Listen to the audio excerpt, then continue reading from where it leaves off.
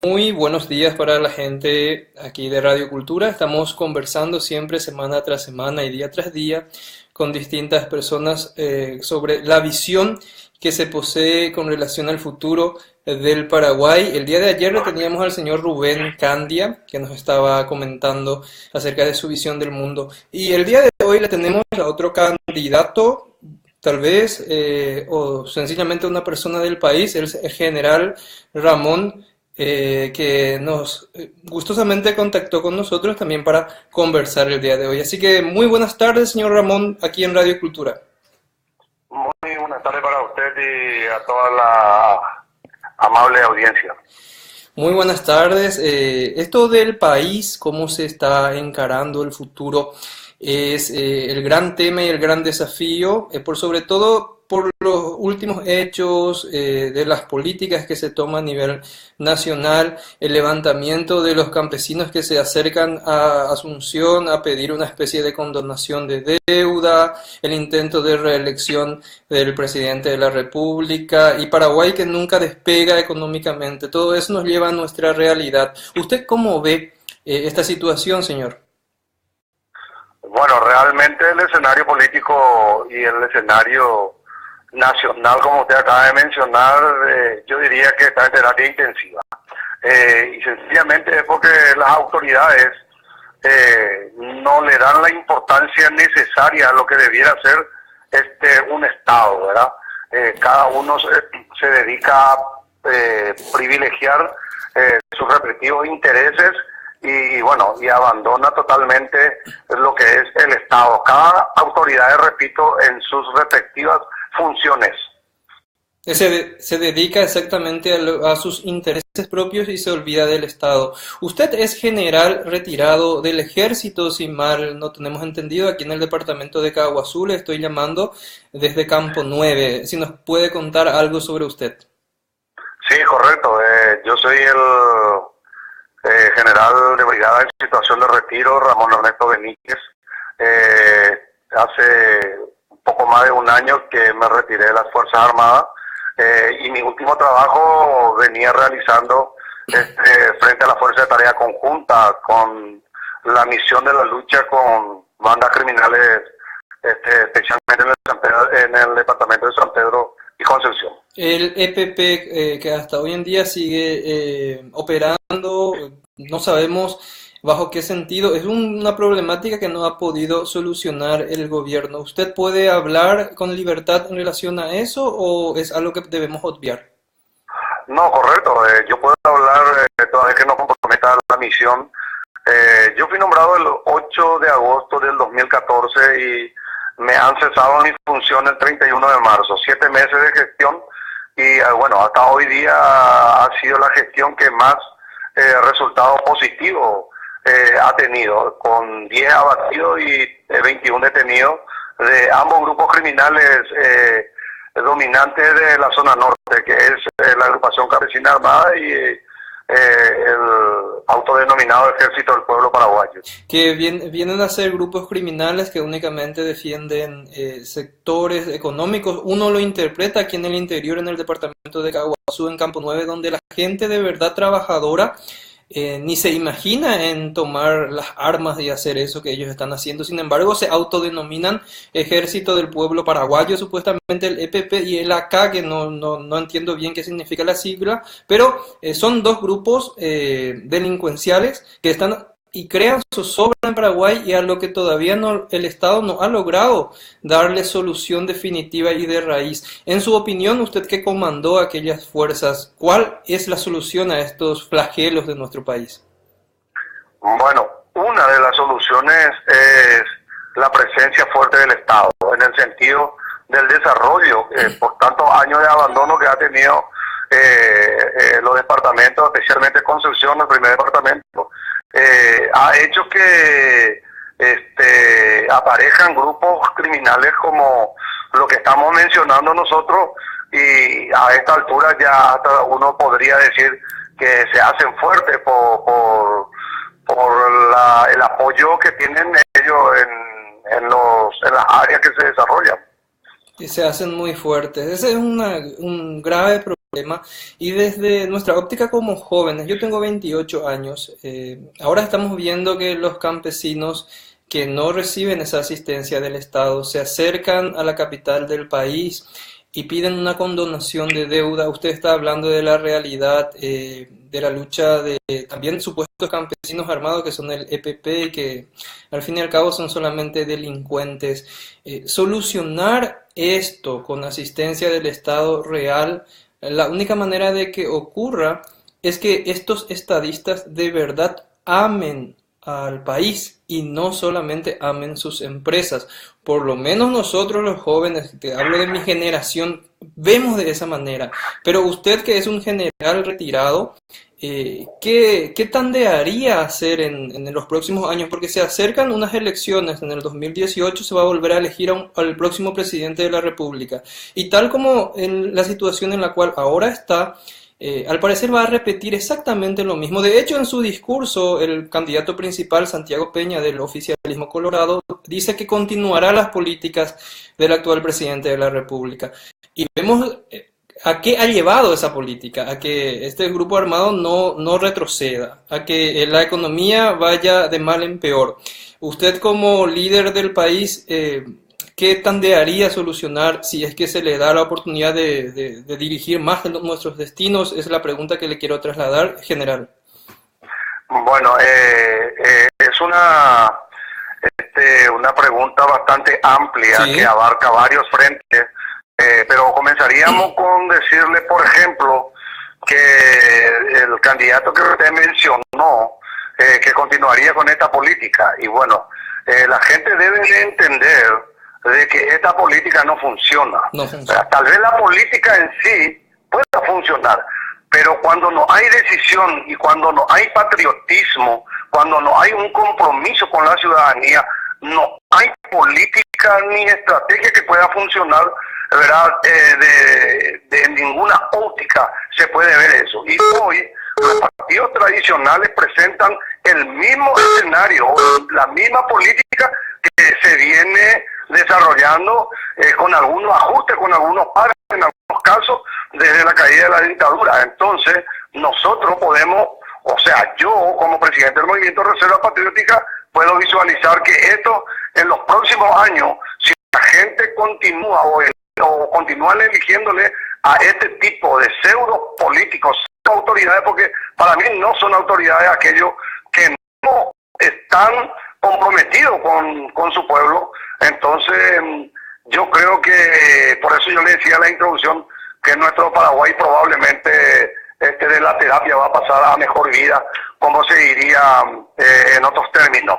Entonces, ese es el escenario que presenta, reitero nuevamente, estos pseudo políticos que hoy se aparecen con discursos elocuentes, aparecen como los mesiánicos salvadores de la patria, pero ¿cómo nosotros vamos a implementar una nueva política haciendo que los políticos que forman parte de estos grupos tradicionales o de estos partidos tradicionales son los mismos actores de ayer, de hoy y también están planteando para el futuro? Sí, para quedarse siempre.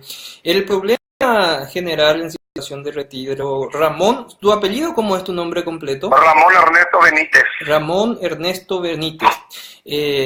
Nosotros como jóvenes debemos involucrarnos más en la construcción del país, y para que eso suceda tiene que haber una mayor apertura. Por ahí también la prensa no cuenta realmente lo que ocurre. Muchos nos dicen que en el norte del país hay mucha gente buena. Eso nos lo dicen la gente que va ahí en micro, en auto, que trabaja con las personas, pero en la prensa parece que todo está mal, que esa es una tierra liberada y del narcotráfico. O sea, cuentan las caras ocultas que les conviene decir a la demás sociedad paraguaya, y no cuentan lo bueno. Usted que vivió ahí en el norte del país, ¿es verdad que está totalmente liberada y que la gente está totalmente perdida en esa zona, que no hay esperanza para los paraguayos que viven en esa zona? No, de ninguna manera. Yo no diría eso. Las instituciones funcionan, seguramente no a la medida de lo que debe de funcionar, pero funcionan las instituciones. Y nosotros hemos demostrado durante nuestra gestión en el norte que cuando hay voluntad, cuando hay patriotismo y cuando hay responsabilidad, que se debe de entender que el país en ese departamento o en esos departamentos necesita de imponer la ley para que eso pueda desarrollarse de acuerdo a lo que establecen las normas y las leyes, ¿verdad? Entonces hay que imponer. Muchas de las autoridades dejan pasar porque no tienen un factor importante que se llama la decisión. Nosotros hemos entendido, reitero nuevamente, y por eso hemos enfrentado esa lucha con dedicación, ¿verdad? Y bueno, gracias a eso hemos tenido el resultado que hemos tenido. Es muy cierto. Ya como un comentario, señor Ramón, usted dice que lidera un movimiento político de personas que quieren un cambio y que posiblemente, seguramente, pregunto, tendrán algún candidato para los senadores o inclusive la presidencia de la República, o no se están planteando de esta manera. Positivo. El movimiento Reserva Patriótica nace justamente de la iniciativa de varios conciudadanos que recorren nuestro país. Pueden ver la pobreza y la desidia y el abandono en que nos sumergen nuestras autoridades, ¿verdad? Entonces nosotros, bajo esa óptica, entonces tenemos la intención, ¿verdad?, de presentar candidatos a presidente, vicepresidente, senadores, diputados, gobernadores y concejales departamentales y Parlasur para las elecciones próximas del 2018. Mira un poco, o sea, van a cubrir todos los frentes intentando tomar estos puntos de poder. Algo que perpetúa el actual estado de cosas es el desbloqueo que no aprobaron, o sea, el bloqueo de listas que permite que vota uno de punta a punta, vota dos de punta a punta, y es lo que mantiene el sistema tal y como está. ¿Usted qué piensa en relación al desbloqueo de listas, que es algo que todavía no han permitido en el país, y también la financiación política, el origen de los fondos para las campañas proselitistas? Son dos temas que están encajonados. De hecho, hay 400 proyectos de ley que actualmente están encajonados. Entonces, usted como futuro líder, ¿qué propone en esos sentidos? Muy acertada su manifestación en esos puntos.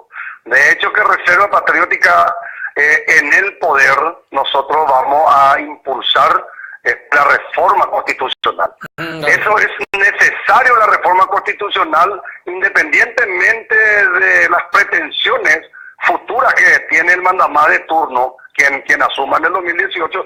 Vuelvo a reiterar, Reserva Patriótica asume como autoridad, va a impulsar la reforma constitucional porque muchas leyes ya están desfasadas, y dentro de eso también obviamente que debemos de puntualizar el desbloqueo de lista Sábana, porque entendemos que hasta hoy día estos políticos que se hacen llamar políticos impresentables todavía siguen encaramados en cada uno de sus respectivas sillas, porque justamente la ciudadanía en general no tiene la oportunidad, ¿verdad?, de poder elegir libremente. No imponen candidatos, y eso yo creo que en un Estado de Derecho no debe de ser así.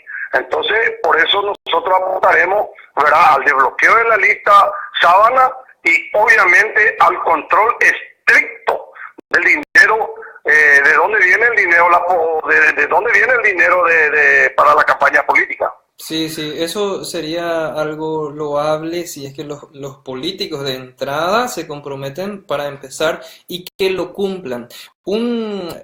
Algo triste que ocurrió en los últimos años, en el 2008, cuando ocurre el cambio de gobierno y sube Fernando Lugo, es que él supuestamente representaba al pueblo. De hecho, antes del golpe parecía que era de esa manera. Luego, en el último tiempo, él se asocia al interés reeleccionario de Horacio Cartes y tira al tacho toda una historia de trabajo que ha hecho el Frente Guasú y que actualmente queda hay que ser sinceros, como la prostituta más fácil en el actual gobierno, porque al final fueron comprados, cambiaron su línea de pensamiento y la gente lo interpreta de esa manera, también en el interior del país. Por eso se nota cómo el Frente Guasú ya no mueve más a tanta gente y ya haya una factura pendiente de los ciudadanos hacia esos dos grupos. Uno, la actual dirección con Horacio Cartes y la dirección también con Fernando Lugo, que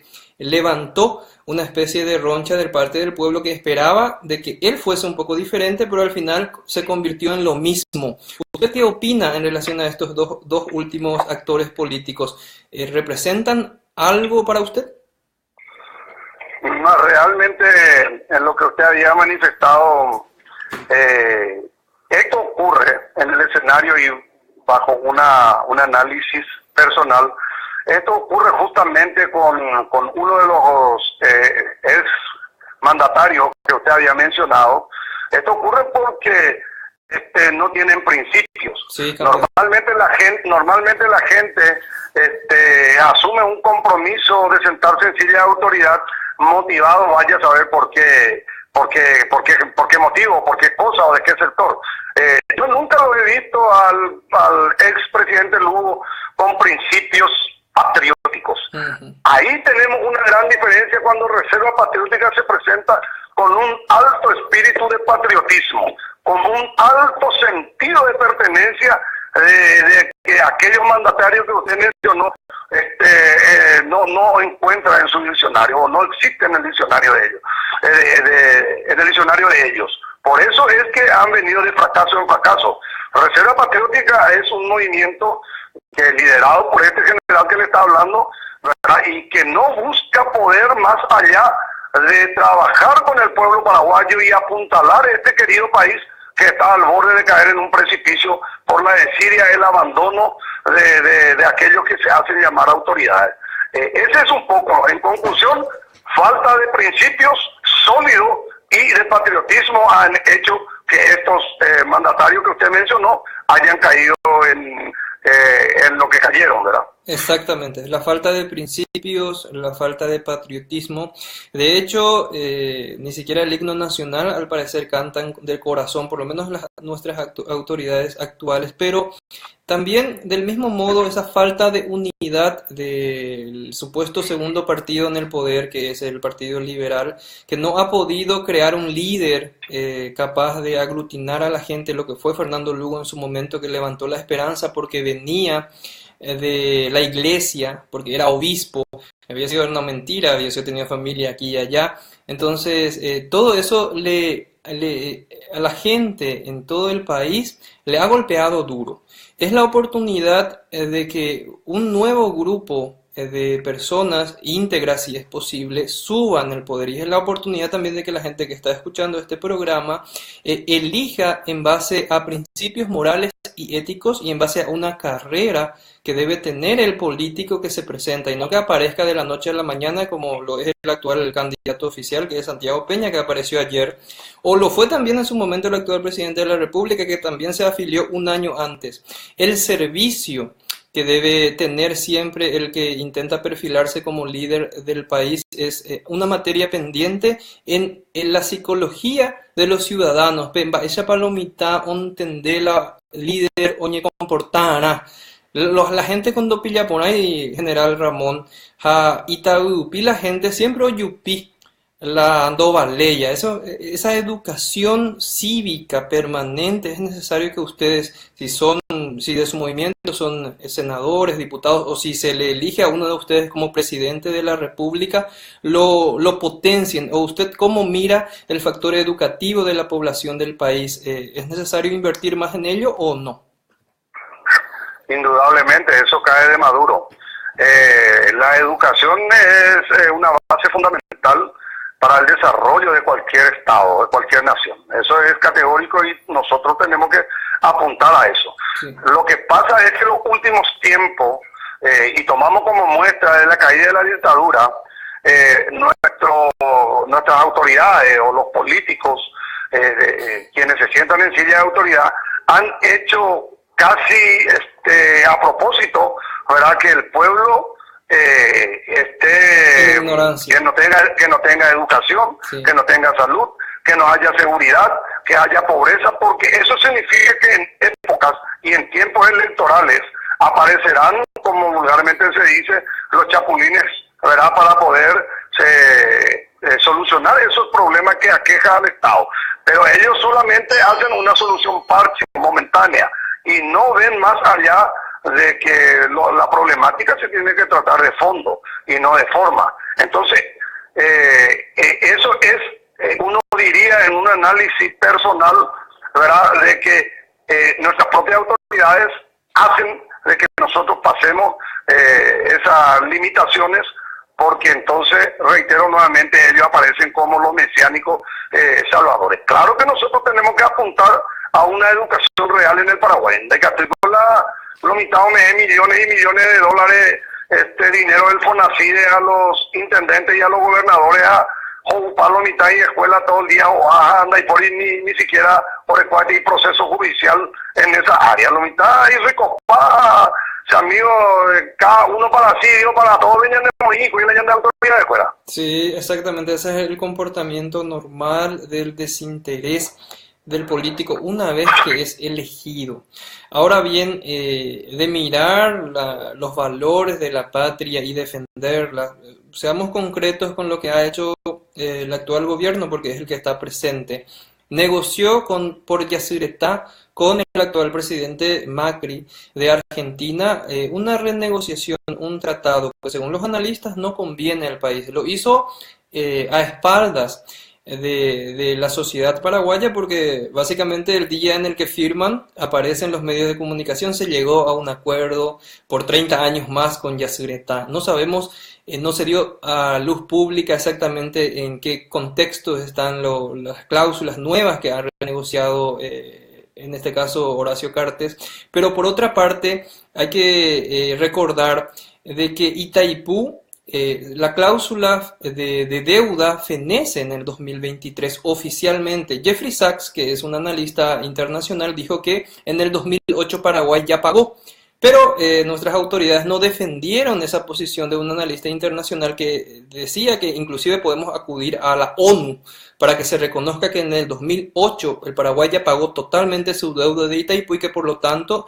desde el 2008 hasta hoy teníamos que recibir 4.000 millones de dólares al año, que no sé cuántos millones son porque son casi 10 años otra vez.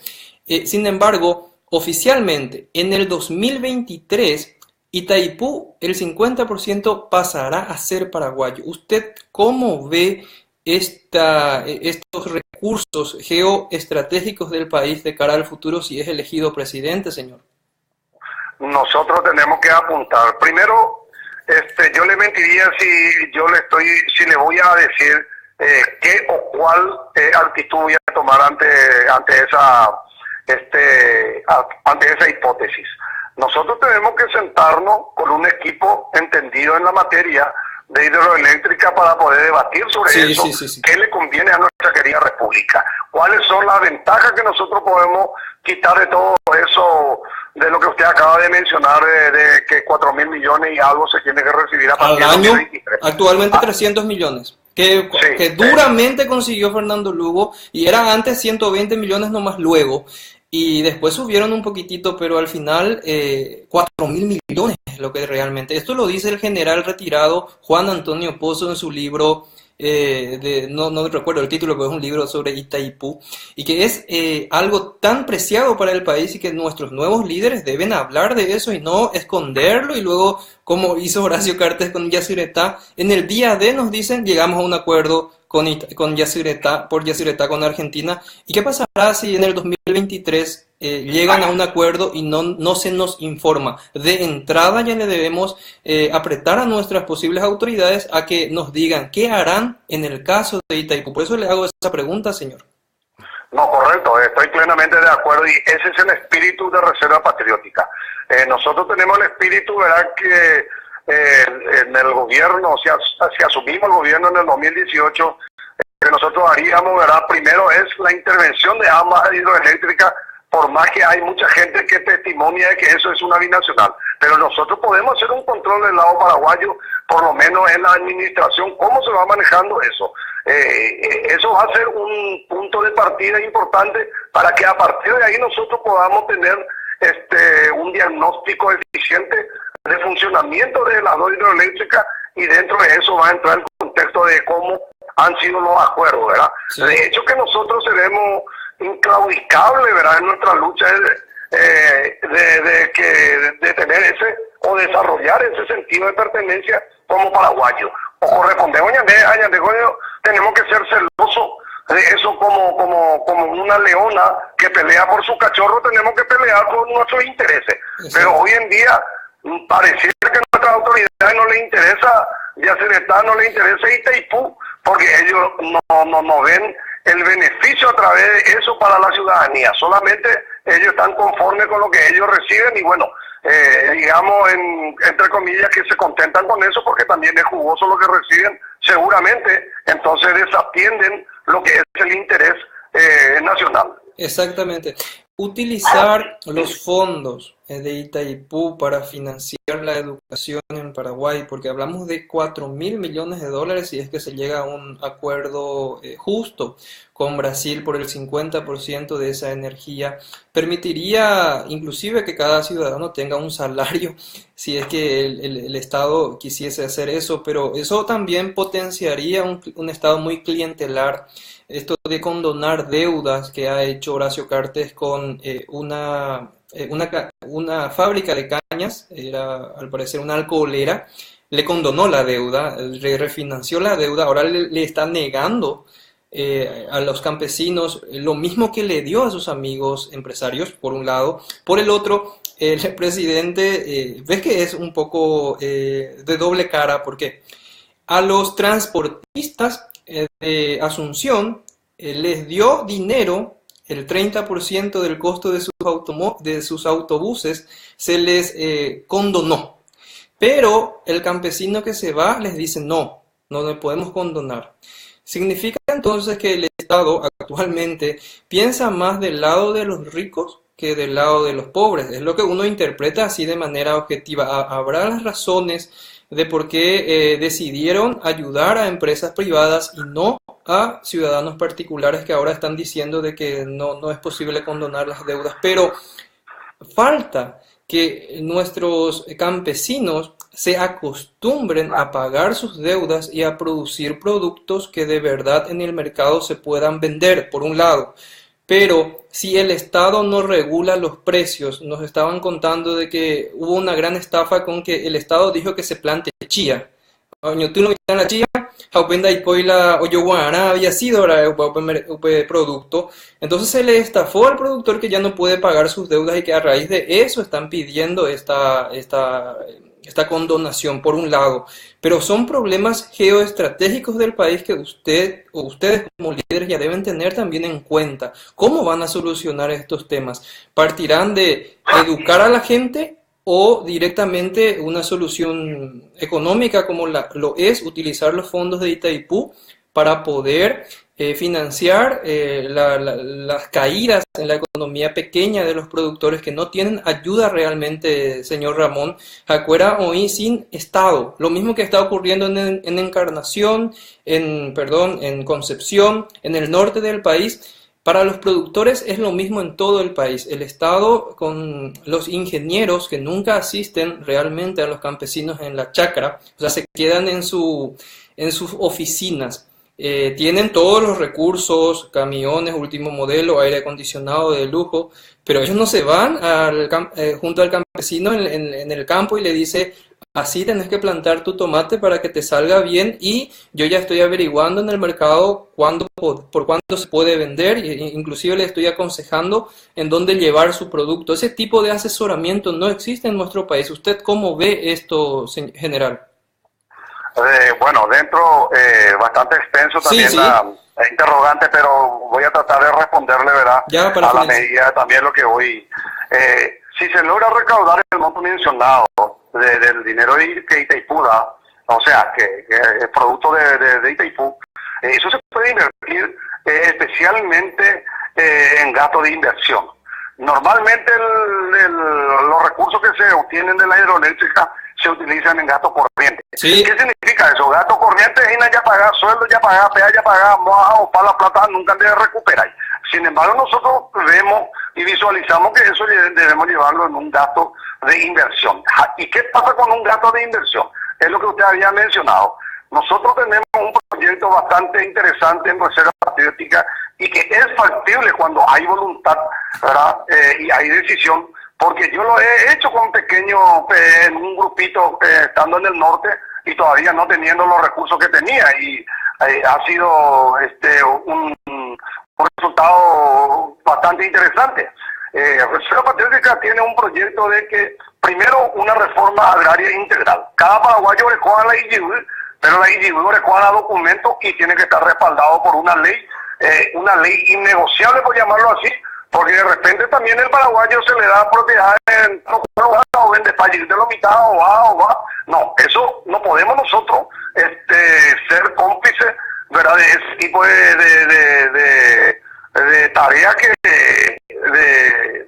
realizan los campesinos. Sí, sí. Una reforma agraria integral, ¿verdad?, significa de que apuntamos nosotros a una agricultura familiar, que hay una bella caruana, lo mitad de comida, la 12, que sea mandíbula, poco y joyare.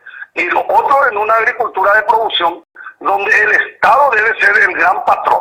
¿Qué significa eso? Que tiene que hacer un acompañamiento de la preparación de la tierra, ¿verdad?, la plantación de la semilla hasta la producción final. Una vez que se produce esa producción final, el Estado tiene que, in situ, en los departamentos donde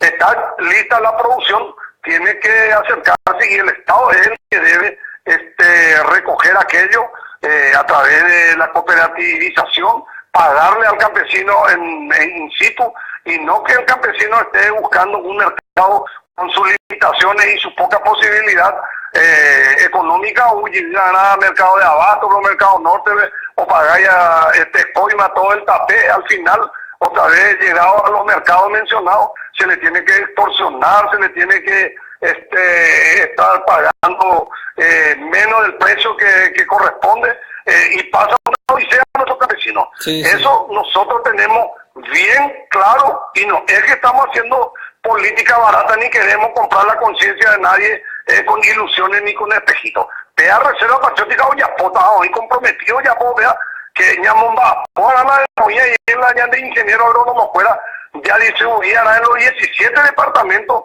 con la herramienta necesaria, inclusive que el ingeniero agrónomo tenga que recibir un pago extra si es necesario por esa labor que va a estar realizado en el campo 24 horas, 7 días de la semana, 30 días del mes y los 364 días del año. Que años de ya hay que tomarse ya de que la producción tiene que llegar al final. Y la otra interrogante que usted presentó, de hecho que el Estado también tiene que encargarse. Cuando yo, campesino, siembro, por poner un ejemplo, qué sé yo, tomate, y bueno, las condiciones climáticas me fueron adversas, a perder, bueno, que el Estado tenga que subsidiar esa pérdida, ¿verdad?, que el Estado pueda acompañar esa pérdida, ¿verdad?, y si hay un precio al tomate poniéndole una cifra X, bueno, y de repente el tomate bajó demasiado en el mercado, entonces que el Estado se encargue de ese desfasaje en precios para que el campesino no pueda ponerse la piola en el cuello con deuda, ya la próxima para la próxima producción o cosecha ya no tiene las condiciones y tiene que venir a Asunción a mendigar seguramente para que se le condone la deuda u otros pedidos que tienen ellos, porque nunca el Estado paraguayo ha atacado la problemática campesina,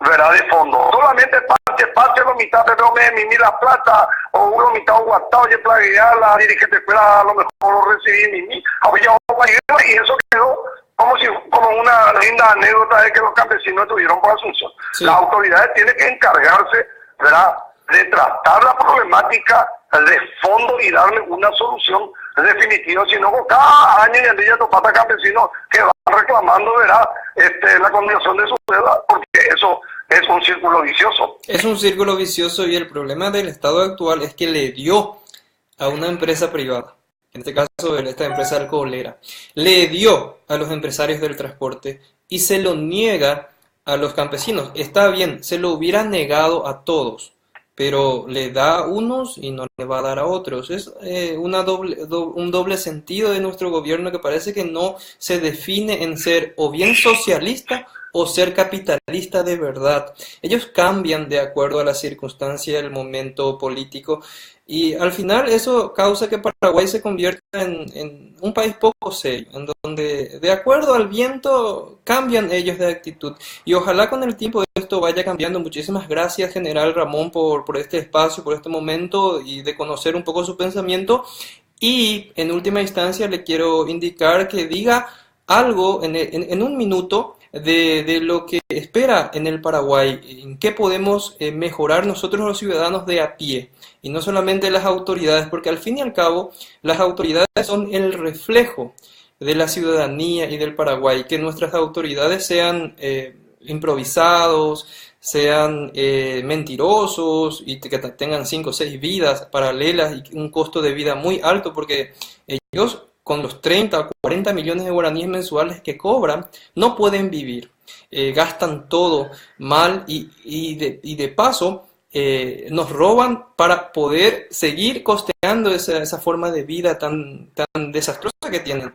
Entonces, el país necesita refundarse en ética y valores desde el origen general. Creo que en eso coincidimos todos, coincidimos los pastores, los religiosos católicos, y creo que también la milicia coincide en que en el Paraguay se necesita enseñar valores. En un minuto, ¿usted qué puede decirnos al respecto? Bueno, lo que yo le diría a toda la ciudadanía paraguaya, en especial a aquellos radio oyentes de tan prestigiosa emisora, de que tenemos un gran desafío para el 2018.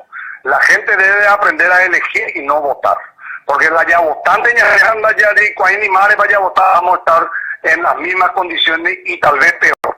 El escenario político o los partidos tradicionales hoy en día nos presentan a nosotros las mismas figuras de hace 5, 10, 15, 20 años que están en los diferentes poderes del Estado. Si fuera el presidente, ¿verdad? Sin que nosotros hayamos tenido un resultado satisfactorio para aquellos, como usted menciona, a lo que andamos a pie o andamos en micro. Entonces, mi mensaje final y puntual es que todo el pueblo paraguayo, quienes nos escuchan, deben elegir en el 2018 y no solo votar, o de lo contrario, entonces le vamos a dar su carta de defunción a nuestra querida república, ¿verdad? Y que el último apague la luz. Si así no podemos entender, si nos dejamos llevar por fanatismo barato, ¿verdad? Si nos dejamos llevar por el prebendarismo, vendemos nuestra conciencia, vendemos nuestra dignidad, bueno, entonces que Dios nos ampare ante estas autoridades que hoy tenemos, y si se da el caso, reitero que si le vuelven a votar, lo vamos a seguir teniendo, o visualizar un cambio y darle oportunidad a nueva gente que ama su país, y lo va a hacer con un amplio sentido de pertenencia, apostando a la recuperación plena y total de nuestra querida República del Paraguay. Muchísimas gracias, general en situación de retiro, Ramón, que nos ha dicho y expresado su pensamiento. Él es líder de un movimiento político y posiblemente se candidate como presidente de la República, aunque todo esto está todavía en verse por atendernos. Ojalá en otras oportunidades y otras radioemisoras y canales de televisión también podamos seguir escuchando su propuesta, general, y de que el país vaya despertándose. Muchísimas gracias por atendernos. No, usted, y de hecho que la justicia electoral aún no permite, verá, hacer campaña proselitista, excepto para los grandes partidos tradicionales, sí, que sí ya hacen campaña política, pero nuestra justicia como es tan ciega, no ve nada, entonces no hay sanción. Llegado el momento y cuando la justicia electoral permita hacer campaña política, bueno, ahí la ciudadanía va a ir conociendo más de Movimiento Reserva Patriótica. Está muy bien, muchísimas gracias, y bueno, a toda la audiencia que nos escucha en vivo y también la grabación que queda en Radio Cultura Live. Estas entrevistas son con el ánimo de ir despertando un poquitito el espíritu crítico de la gente, así que quedamos en volvernos a encontrar muy pronto aquí en Radio Cultura. Muchísimas gracias.